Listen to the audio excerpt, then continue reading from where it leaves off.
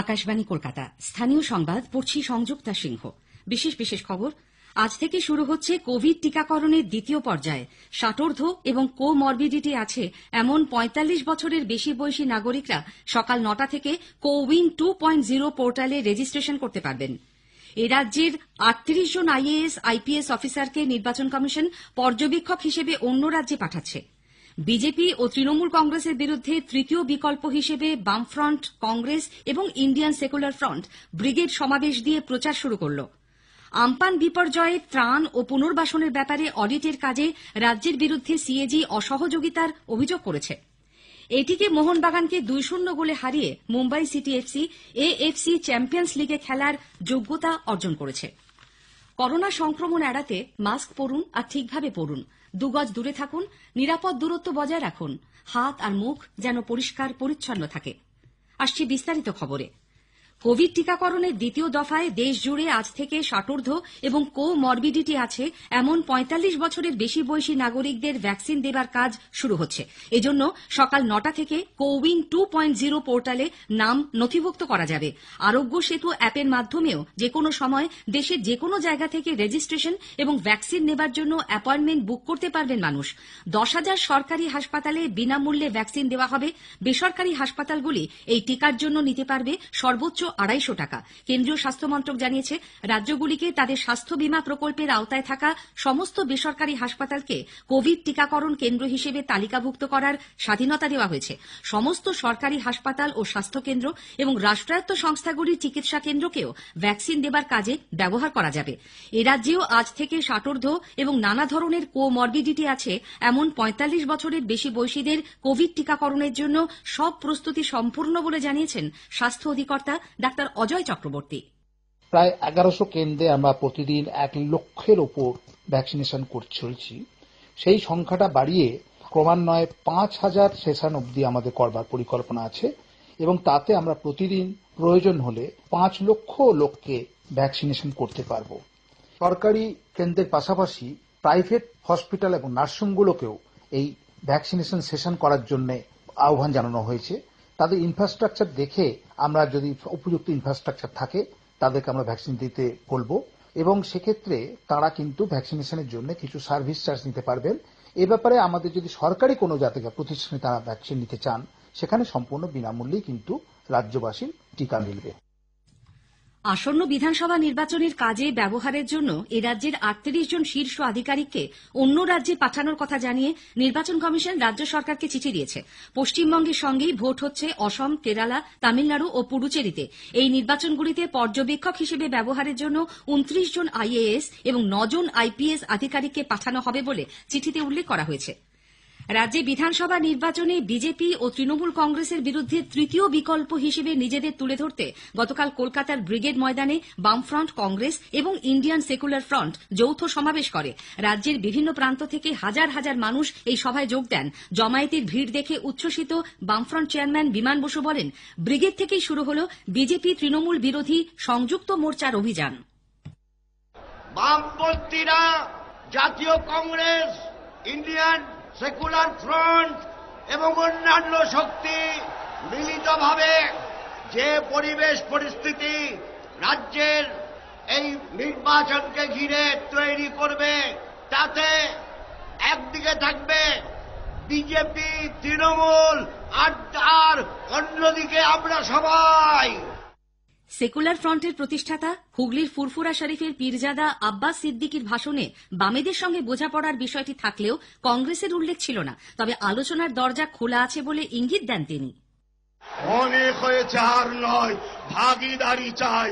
পিছিয়ে পড়া মানুষের হক বুঝে নিতে হবে, এই ভাগিদারিতে এসেছি। অতএব যদি কেউ মনে করে বন্ধুত্বের হাত মিলানো দরকার, দরজা খুলে রয়েছে।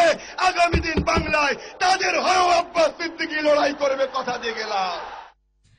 প্রদেশ কংগ্রেস সভাপতি অধীর রঞ্জন চৌধুরীর ভাষণের মধ্যেই আব্বাস সিদ্দিকী মঞ্চে উঠলে তাঁর সমর্থকরা হর্ষধ্বনি করে ওঠেন। কিছুক্ষণের জন্য ভাষণ থামিয়ে দেন অধীর।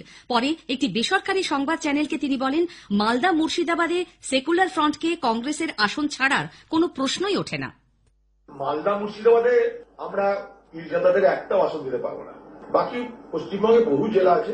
আলোচনাটা চলছে আমাদের সঙ্গে বামেদের। আমি আমার বক্তব্যে স্পষ্ট করেছি, ধর্মনিরপেক্ষতা, গণতন্ত্র আমাদের যে কোনো জোটের মূল এবং প্রধান শর্ত। তৃণমূল কংগ্রেস গতকালের ব্রিগেড সমাবেশ নিয়ে কটাক্ষ করেছে। দলের নেতা পুর ও নগর উন্নয়ন মন্ত্রী ফিরহাদ হাকিম বলেছেন, মমতা ব্যানার্জির নেতৃত্বে তৃণমূল কংগ্রেসই রাজ্যে আবার ক্ষমতায় আসবে। খুঁড়িয়ে খুঁড়িয়ে যাচ্ছিল দুটো দল দুজনকে ধরে, আবার একটা ক্র্যাচ এসছে। সিপিএম এর বি টিম হচ্ছে কংগ্রেস, এখন তো এ টিম হয়ে গেছে। তাও আবার আব্বাস সিদ্দিকির জন্য কখন ধাক্কা খাবে কেউ জানে না। 21-এ তৃতীয়বারের জন্য মমতা ব্যানার্জি মুখ্যমন্ত্রী হিসেবে শপথ নেবেন এবং আমরা সবাই এতে দৃঢ়ভাবে বিশ্বাস করি। বিজেপির রাজ্য মুখপাত্র শ্রমিক ভট্টাচার্য ব্রিগেড সমাবেশকে সাম্প্রদায়িকতার কাছে পুরোপুরি আত্মসমর্পণ বলে বর্ণনা করেছেন। পরিষ্কার যে চিত্র দেখা গেল, যে উন্মাদনা দেখা গেল, যে বিশেষ ধরনের স্লোগান শোনা গেল বিভিন্ন গাড়িতে কলকাতা দিয়ে আসবার পথে, পথচারীরা শুনেছেন, কলকাতাবাসী শুনেছেন, তারা সিদ্ধান্ত নেবেন যে পশ্চিমবঙ্গকে পশ্চিমবঙ্গ রাখতে এই শক্তির প্রয়োজন আছে কি প্রয়োজন নেই। এদিকে কলকাতার ব্রিগেড সমাবেশে আসার সময় আব্বাস সিদ্দিকের ইন্ডিয়ান সেকুলার ফ্রন্টের গাড়ি আটকানো নিয়ে দক্ষিণ চব্বিশ পরগনার ভাঙড়ের হরিহরপুর গ্রামের কাছে গতকাল পরিস্থিতি উত্তপ্ত হয়ে ওঠে। তৃণমূল কংগ্রেসের লোকজন তাদের বাধা দেয় বলে সেকুলার ফ্রন্টের অভিযোগ। দুপক্ষের সংঘর্ষে আহত হন 10-12 জন। তাদের মধ্যে গুরুতর জখম 2 তৃণমূল কংগ্রেস সমর্থককে কলকাতার চিত্তরঞ্জন হাসপাতালে ভর্তি করা হয়। সেকুলার ফ্রন্টের গাড়ি থেকে বেশ কিছু ইট, পাথর, বাঁশ উদ্ধার হয়েছে বলে পুলিশ জানিয়েছে। এডিনডাতেও দুপক্ষের সংঘর্ষ বাধে। বিজেপির সর্বভারতীয় সম্পাদিকা বিজয়া রাহাতকার উত্তরবঙ্গে এক সম্মেলনে যোগ দিতে এসে গতকাল নাগরাকাটার হাজারি লাইনে গুলাব ওরাঁও নামে এক গরিব গৃহবধূর বাড়িতে মধ্যাহ্নভোজ সারেন। সঙ্গে ছিলেন তৃণমূল থেকে বিজেপিতে যাওয়া বিধায়ক শুক্রা মুন্ডা, রাজ্যনেত্রী সীমা কেরকাট্টা সহ অনেকেই। পরে বিজয়া দেবী বলেন, আঞ্চলিক সংস্কৃতির সঙ্গে পরিচিত হওয়াই তাঁদের লক্ষ্য।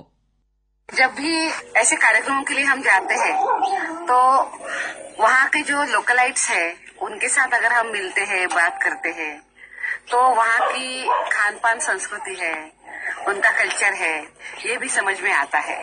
और सबसे अच्छी बात तो ये है कि एक अपनापन भी होता है। স্থানীয় সংবাদ শুনছেন আকাশবাণী কলকাতা কেন্দ্র থেকে। ঘূর্ণিঝড় আমপানে ক্ষতিগ্রস্তদের ত্রাণ ও পুনর্বাসনে আদালত নির্ধারিত অডিটের কাজে রাজ্য কোনো সাহায্য করছে না বলে জানিয়ে কন্ট্রোলার অ্যান্ড অডিটর জেনারেল রাজ্য সরকারকে চিঠি দিয়েছে। মুখ্য সচিব আলাপন বন্দ্যোপাধ্যায়কে লেখা চিঠিতে আদালত ক্যাগকে 3 মাসের মধ্যে এ সংক্রান্ত রিপোর্ট জমা দেবার নির্দেশ দিলেও রাজ্য এই বিষয়ে কোনো তথ্য দিয়ে তাদের সহায়তা করছে না বলে জানানো হয়েছে। রাজ্যের অসহযোগিতায় আদালত নির্ধারিত সময়ের মধ্যে এ সংক্রান্ত কোনো তথ্যই তারা জোগাড় করে উঠতে পারেননি বলে ক্যাগ জানিয়েছে। মুর্শিদাবাদের ডোমকলে টোটোর চাকায় পিষ্ট হয়ে এক মহিলার মৃত্যুকে ঘিরে গতকাল বিকেলে উত্তেজনা ছড়ায়। ডোমকলের জুগিন্দা কামারপাড়ায় এই ঘটনায় উত্তেজিত জনতার গণপিটুনিতে গুরুতর আহত টোটো চালক সাহেব শেখের অবস্থা আশঙ্কাজনক। তাকে মুর্শিদাবাদ মেডিকেল কলেজ হাসপাতালে স্থানান্তরিত করা হয়েছে। মৃত মহিলার নাম মিনুয়ারা বিবি। স্থানীয় মানুষ মৃতদেহ ঘিরে বিক্ষোভ দেখান। পরিস্থিতি নিয়ন্ত্রণে বিশাল পুলিশ বাহিনী নিয়ে ছুটে যান ডোমকলের এসডিপিও ফারুক মোহাম্মদ চৌধুরী ও আইসি শৈলেন্দ্রনাথ বিশ্বাস। এলাকাবাসীর অভিযোগ, পুলিশের মদতে হামেশাই গ্রামের রাস্তা দিয়ে অবৈধভাবে টোটোতে করে গরু নিয়ে যাওয়া হয়। এদিনও টোটোতে গরু নিয়ে যাওয়া হচ্ছিল। গরুর শিঙের সঙ্গে কাপড় বেঁধে পড়ে যান মিনুয়ারা বিবি। চাকরির পরীক্ষা দিতে গিয়ে উত্তর চব্বিশ পরগনা টিটাগড় ও ব্যারাকপুর স্টেশনের মধ্যে ট্রেন থেকে পড়ে মৃত্যু হয়েছে বিটেকের এক ছাত্রীর। সোদপুরের শেঠ কলোনির বাসিন্দা পূজা দত্ত চাকরির পরীক্ষা দিতে ব্যারাকপুরের একটি কলেজে যাওয়ার পথে এই দুর্ঘটনা ঘটে। পশ্চিম বর্ধমানের দুর্গাপুরের রাতুলিয়া অঙ্গদপুর শিল্প তালুকে একটি বেসরকারি কারখানার নিরাপত্তা রক্ষীকে মারধর করে যন্ত্রাংশ লুটের ঘটনা ঘটেছে। 25-30 জন ডাকাতের একটি দল পাঁচিলে শীত কেটে ভেতরে ঢোকে। পাহারায় থাকা অজিত কুমারকে বেধড়ক মারধর করে তার হাতের একটি আঙুল কেটে নেয় তারা। তাকে দুর্গাপুর মহকুমা হাসপাতালে ভর্তি করা হয়েছে। পূর্ব বর্ধমানের রায়নার শুকুর গ্রামে গতকাল যুগলের ঝুলন্ত দেহ উদ্ধারের ঘটনায় চাঞ্চল্য ছড়ায়। বছর 27-এর গঙ্গা রুইদাসের বাড়ি বালিয়ারপুর গ্রামে 5 বছর আগে তার স্বামী মারা যান। অন্যদিকে পেশায় ট্রাক্টর চালক শুকুর গ্রামের 32 বছরের সোমনাথ মালিক বিবাহিত। দুজনের মধ্যে প্রেমের সম্পর্ক গড়ে উঠেছিল বলে জানা গেছে। এটিকে মোহনবাগানকে 2-0 গোলে হারিয়ে Mumbai city FC AFC champions লিগে খেলার যোগ্যতা অর্জন করেছে। গতকাল গোয়ার বাম্বোলিমে আইএসএল ফুটবলের শেষ গ্রুপ লিগের এই ম্যাচে পর দু দলই 40 পয়েন্ট সংগ্রহ করে মুখোমুখি লড়াইয়ে এগিয়ে থাকায় মুম্বাই সিটি এফসি লিগ পর্বের শীর্ষস্থানটি দখল করে চ্যাম্পিয়ন্স লিগে খেলার যোগ্যতা অর্জন করে। আইএসএল এর সেমিফাইনালে এটিকে মোহনবাগান নর্থ ইস্ট ইউনাইটেড এফসির এবং মুম্বাই সিটি এফসি গোয়ার বিরুদ্ধে খেলবে।